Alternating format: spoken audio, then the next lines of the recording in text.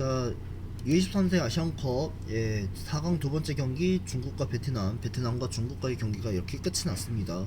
스코어는 0대 3으로 중국이 이제 드디어 결승전에 올라갔는데요. 결승전 상대가 이제 일본과 맞붙게 됐습니다. 그리고 아쉽게 패한 베트남은 이제 대한민국과 3위 결정전을 또 앞두고 있는데, 이제 대진이 완성됐고 김상식 감독과 이민성 감독과의 이제 코리안 더비가 완성됐습니다. 일단 정리를 한번 해보자면요, 베트남이 일단 전반전에서는 기분 좋게 경기 결정력은 좀 나쁘지 않았긴 했는데, 공격적인 위치에서는 봤을 때 일단 11번의 콩퐁 선수나 또 베트남이 공격적인 위치에서 봤을 때 응우엔 레팟이나 뭐 응홍민 선수가 공격 라인의 3톱에서는 좀 절실하게 좀 올라왔긴 했거든요. 근데 여기서 중요한 거는 수인박 선수나 타이선, 버캉, 판민푹, 그리고 또 히에우민 선수가 일단 수비 진영에서는 좀 거의 한 3, 4명 정도를 좀 더 중심적으로 내려왔긴 했는데, 일단 아쉽게도 또 히우민 선수는 부상으로 이어지면서 결국에 경기 도중에 또 부상을 당하면서 전반전에서는 교체로 빠지고, 결국 이제 베트남 대표팀 선수가 이제 한 명을 좀 교체로 빠져나갔습니다. 근데 일단 보시면은 아시겠지만 이제 히에우민 선수를 빼주고 드가인 선수를 교체로 좀 투입시켰는데, 여기서 또 결정적인 또 변수가 생겼습니다. 드가인 선수가 지금 이제 부상당하면서 결국 또 한 명이 또 빼주고 레반 투안 선수를 후반전에서 64분 만에 또 교체를 또 투입시켰는데, 김상식 감독에서는 전략적인 패턴이 뭐가 문제였는지는 모르겠거든요. 근데 일단 결정적인 경기를 봤을 때 베트남이 지금 이제 레드카드 퇴장을 받았던 팜 리득 선수가 이제 3, 4위전은 못 나옵니다. 그리고 응우엔 민 선수도 일단 옐로 카드 하나는 받았고, 콩펑 선수도 마찬가지로 옐로 카드 하나는 좀 받았긴 했는데, 이게 부족한 상황에 봤을 때는 김상식 감독은 이제 그 수비 쪽에 지금 이제 한 명이 퇴장받으면서 10명까지 싸움을 또 이어졌는데, 10명 이상 이어져갖고 숫자는 좀 불리했거든요. 근데 이게 상황에 봤을 때 11명과 10명의 싸움에서는 좀 뭐가 부족한 점이 있는지 모르겠고, 게다가 일단 공격선에 이선 자원이 있는 선수들 가운데 수원박 선수나 레파 선수가 공격적으로는 좀 더 측면 쪽에 올라오는 선수들이 많았긴 했고, 일단 공격 자체는 나쁘지 않았어요. 근데 후반전 들었을 때는 콩펑이 일단 경고를 한 장 받으면서, 일단 전반전에 경고 한 장 받다가 바로 이제 후반전에서 교체로 빠졌기 때문에 좀 순식간에 좀 쉽지 않았던 경기였긴 했고, 게다가 이제 불리한 상황에서 지금 이제 중국 대표팀이 지금 이제 샹위양 선수와 또 이제 펑샤오 선수가 결정적인 또 후반전에서 득점을 또 얻어냈거든요.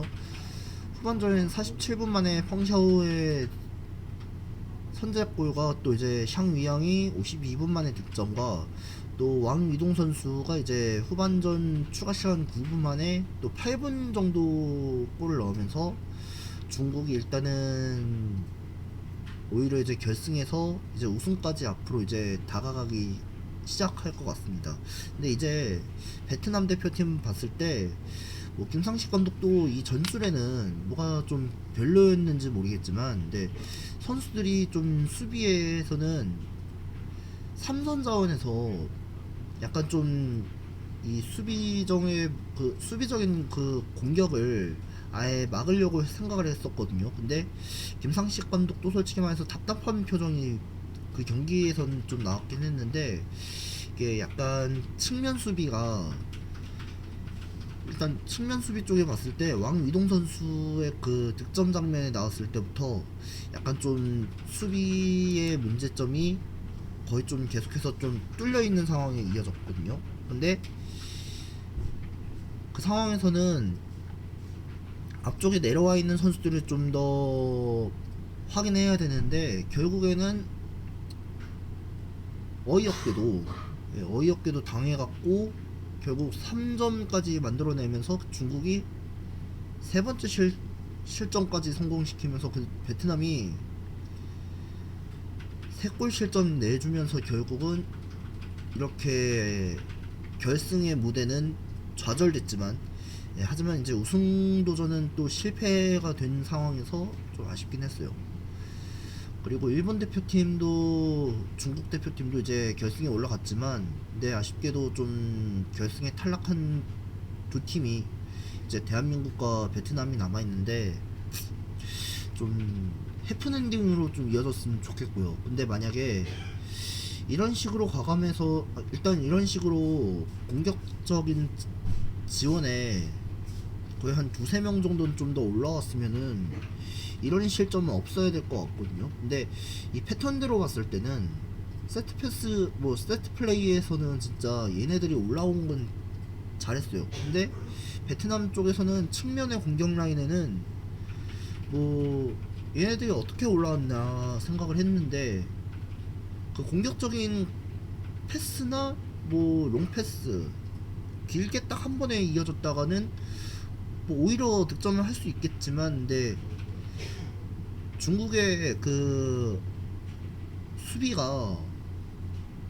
대처 존나 잘했어요 진짜. 근데 이게 솔직히 말해서 우리가 알고 있던 경기들 중에는 베트남의 그 2선이나 3선 자원에서는 공격적으로 많이 올라왔긴 했지만, 근데 측면 과감한 수비에서는 좀 더 잘 막았긴 했는데, 근데 베트남 같은 경우는 그냥 무작정 공격을 할 거라고 예상했어요. 근데 무작정 공격을 했는데도 상대 역습에서는 절대 뚫리지 않긴 하는데, 근데 여기서 압박적인 수비로 좀 보여주다가 거기서 또 이제 세트 플레이 그 공격 과감에서 야 진짜 미쳤습니다. 아니 오픈 플레이에서는 좀 잘했고 프리킥 장면에서는 쿠업 벙캉 선수가 좀 잘 찼는데 골키퍼가 정확하게 다 막아버렸거든요. 콩펑 선수도 오픈 플레이에서도 그 측면 쪽에서는 좀 잘했긴 했는데 좀 아쉬웠긴 했고, 또 이 패스 과감에 패스 진짜 너무 패스는 잘했는데 공격적인 측면에서는 이거 어떻게 막을 수가 있냐 생각하겠죠. 근데 어떻게 뚫릴 수가 없는데 이거는 좀 중국 대표팀이 근데 중국 선수들이 너무 잘해요 지금. 이게 얘네들이 어떻게 공격을 해줬는지 모르겠지만, 근데 한마디로 말해서 중국은 진짜 밀집 수비 한번 대단하긴 했고, 게다가 밀집 수비 한 4~5명 정도를 순식간에 막혔거든요. 근데 베트남이 어느 정도 공격하는지는 다 알긴 해요. 패턴 상황에서 봤을 때 베트남이 어느 정도 공격적인 패턴이 두세 명의 또 중원에 올라왔다가 여기서 크로스를 살짝 올리고 여기서 딱 한 번에 발리 슈팅을 잘 때리려고 했다가 안 됐긴 했고, 게다가 아까 그 득점 장면에서 봤을 때 중국은 진짜 이 공격적인 두 명이 측면 역습을 잘했긴 했습니다. 그리고 또 한 가지는 아쉬웠던 점이 있다면, 이 베트남이 수비 측면에 두 명을 좀 더 내려온 건 좀 불리했지만, 근데 상대를 뚫릴 수 있긴 하겠는데, 근데 여기서 막을 수 있잖아요. 근데 막지 못하면서 골키퍼하고 수비 두 명 사이에서는 아예 제끼고 나서 바로 득점하는 데마다 이건 초반부터 실수한 것 같다 생각을 했거든요. 근데 이게 압박적인 자원에서 봤을 때 수비의 그 위치에서는 뭐 개개인 패싱에서는 좀 잘했긴 했지만, 근데 약간 좀 실수 장면이 좀 여러 장면에선 많이 나왔긴 했거든요. 아까 그 베트남 골키퍼를 봤을 때, 골키퍼 측면을 봤을 때는 찬풍끼엔 선수가, 아니 찬충끼엔 선수가 여기서 실수가 좀 많이 나왔긴 했어요. 근데 이 실수 장면이 나왔을 때부터가 아 이거는 좀 조심해야겠구나 생각을 했는데, 김상식 감독도 좀 천천히 볼을 돌려라, 이 볼 돌리면서 좀 선수들한테 좀 패스를 좀 더 넘겨라 이렇게 얘기를 했는데, 근데 이게 상황이 쉽지 않았긴 했거든요. 근데 감독 입장으로 봤을 때 아 이거 퇴장 받으면서 이거는 좀 변수가 있었는데 이거 10명짜리를 어떻게 상대해야 되냐가 이게 문제였거든요. 근데 김상식 감독도 고민 많이 했습니다. 근데 이 측면에 자원이 있는 선수들 가운데도 10명에서는 좀 어렵잖아요. 10명끼리 싸워봤자 아무 의미도 없었고, 근데 이 측면 쪽에 있는 선수들을 어떻게 해서 빨리 역습을 해야 되냐가 문제지만, 근데 역습을 하기에는 문제가 좀 시간이 좀 없었고, 근데 물론 이 시간대를 봤을 때 측면 쪽에서는 빨리 공격해갖고 남은 시간 동안에 추가골이라도 넣든가, 아니면 뭐 2대1 찬스나 뭐 2대2나 뭐 3대2 정도는 그냥 끝냈으면은 그냥 베트남이 결승까지 올라가려고 했었거든요. 근데 남은 시간 도중에는 결국에는 좀 버텨내지 못해갖고 결국 이렇게 끝이 나게 돼버렸습니다. 일단 뭐 잘했습니다. 근데 베트남도 후회 없이 잘 싸웠고, 근데 본선 8강에서 준결승에서 이제 중국과 만났지만 결국엔 아쉽게 좀 패배를 했고, 이제 앞으로 이제 남은 경기를 봤을 때 이제 토요일 날에 이제 3, 4위전이 이제 대한민국과 베트남과의 경기가 남아 있잖아요. 아직 끝날 때까지 끝난 게 아니지만 이제 베트남이 어느 정도 역습에 올라올지, 측면 쪽에 있는 선수들을 좀 더 개선적으로 빨리 올라갈 수 있을지가 굉장히 좀 중요한 역할이었고, 게다가 이번에 뭐 대한민국 상대를 해서 대한민국과 만나면 이제 무조건 3위 안에 들어야 될 거 아닙니까? 근데 이제는 앞으로 이제 남은 과제를 통해서 지금 이제 퇴장자가 지금 발생됐긴 했지만, 이제는 어떻게 해서든 간에 이제 부상자나 뭐 퇴장자는 좀 제외하고 나머지 있는 선수들은 이제 좀만 더 집중해서 베트남이 3위권 안에 올라가느냐, 아니면 대한민국이 이대로 베트남한테 지는 경우가 있는지는 모르겠지만 아무튼 최선은 좀 다해야 될 것 같습니다. 측면 쪽에서는 뭐 물론 콩펑도 경고 받은 건 있지만 3위 결정전에서는 무조건 벤치에 있을 거라고 생각할 것 같아요. 제가 봤을 때 아마 제 생각에는 콩펑은 일단 벤치로 시작할 것 같고, 나머지 있는 선수들 보면은 저 보면 이제 콩펑 선수 빼고 나머지는 이제 딘박 선수나 뿌비의 선수를 공격 라인에서는 좀 선발 라인업으로 올라올 것 같아요. 그러면 이제 나머지 봤을 때 레반투안 선수를 대신해서 이제 레반투안 선수가 이제 레파 선수 대신에 좀 선발 라인업을 쓸 것 같죠. 근데 만약 대한민국 대표팀이 일단 이 선자원에서는 만약 대한민국이 이제 베트남과 선발 라인업이 어떻게 나올지 예상할 수 있잖아요. 근데 만약에 지금 이렇게 되면 이제 백가운 선수를 빼고 강성진 선수를 거의 한 벤치로 불러들인다면 김태원하고 정승배, 이찬욱을 공격 중심의 3톱에 올라올 가능성도 높아요. 그럼 이제 나머지 봤을 때 베트남이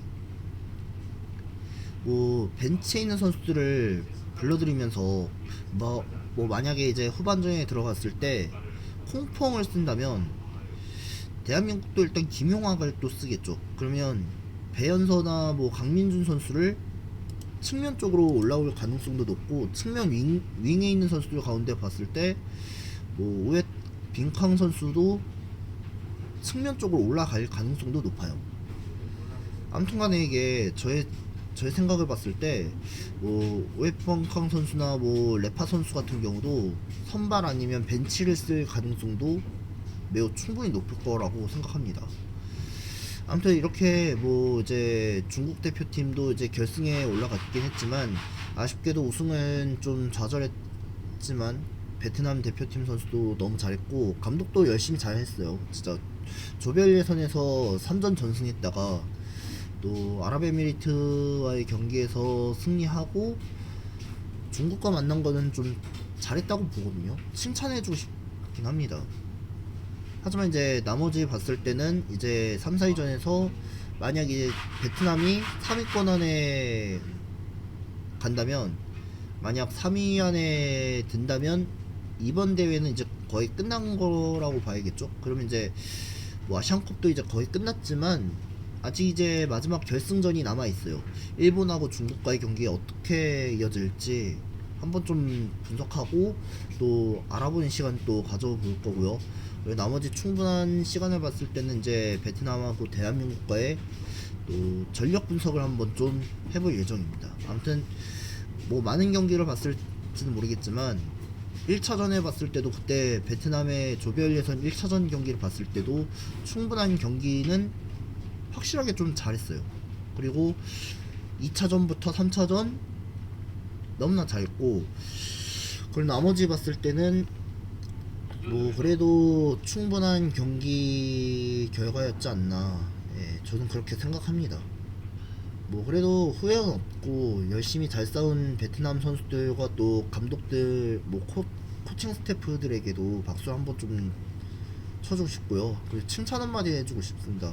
김상식 감독이 그래도 전략적으로는 많이 잘했어요. 그 전술도 많이 잘 짰고, 네, 압박적인 경기력 봤을 때는 그래도 공격적은 너무 잘했고 또 수비 빌드업도 너무 잘했습니다.